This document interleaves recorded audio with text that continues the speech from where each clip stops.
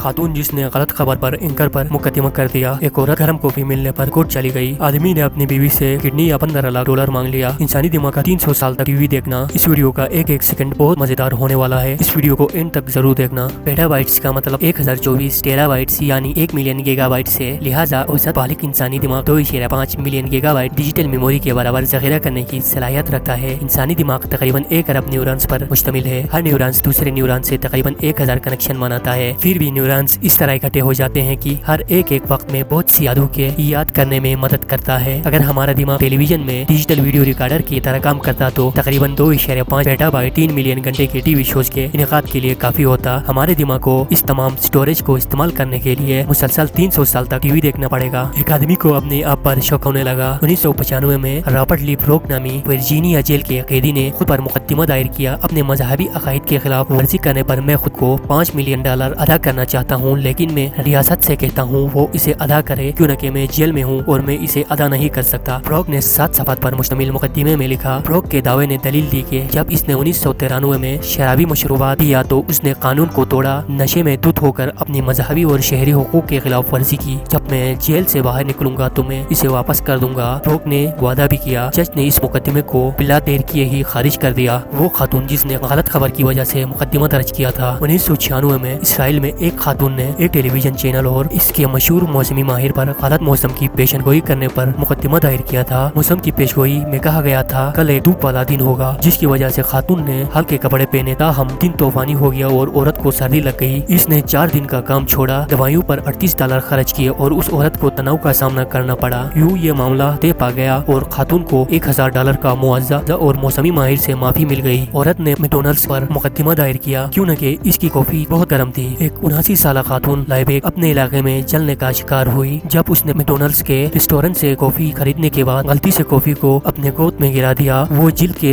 जलने की वजह से 8 दिन तक अस्पताल में दाखिल रही। इसके बाद 2 साल का टीबी इलाज हुआ। लाइबेक ने अपने टीबी अखराजात को पूरा करने के लिए मैकडॉनल्ड्स के साथ $20,000 में मुआहदा करने की कोशिश की। जब मैकडॉनल्ड्स ने इनकार कर दिया तो लाइबेक के वकील ने अमेरिकी डिस्ट्रिक्ट कोर्ट पर आए न्यू मैक्सिको में मुकदमा दायर किया, जिसमें मैकडॉनल्ड्स पर संगीन इल्जाम लगाया गया। लाइबेक के वकील ने दलील दी कि 82 से 80 डिग्री मैकडॉनल्ड कॉफी काफी गर्म उबल रही थी और किसी भी दूसरे इदारे में पेश की जाने वाली कॉफी के मुकाबले में मैकडॉनल्ड्स की कॉफी बहुत गर्म होती है, जिससे चोट पहुंचने का इम्कान बहुत ज्यादा रहता है। जूरी ने इस वाक़े को गौर से सुना और मैकडॉनल्ड्स को 80% जिम्मेदार ठहराया। वो औरत $3 मिलियन हर्जाना हासिल करने में कामयाब हो गई। रिचर्ड बास्टेट ने अपना एक गुर्दा हत्या करके अपनी बीवी की जान बचाई। तलाक के बरसों बाद वो शादी करना चाहती है, जिस पर रिचर्ड बास्टेट ने $15 लाख मांग लिया। एक मौके पर वो उससे न प्यार करता था कि इसने अपना गुर्दा दे दिया। अब एक सनसनीखेज तलाक ने उसे वापस मांगने पर मजबूर कर दिया। रिचर्ड बास्टेट अपनी बीवी को अदालत में लेकर नजरियाती तौर पर मुतालबा किया है कि वो उसे इसका गुर्दा वापस दे या उसे $1.5 मिलियन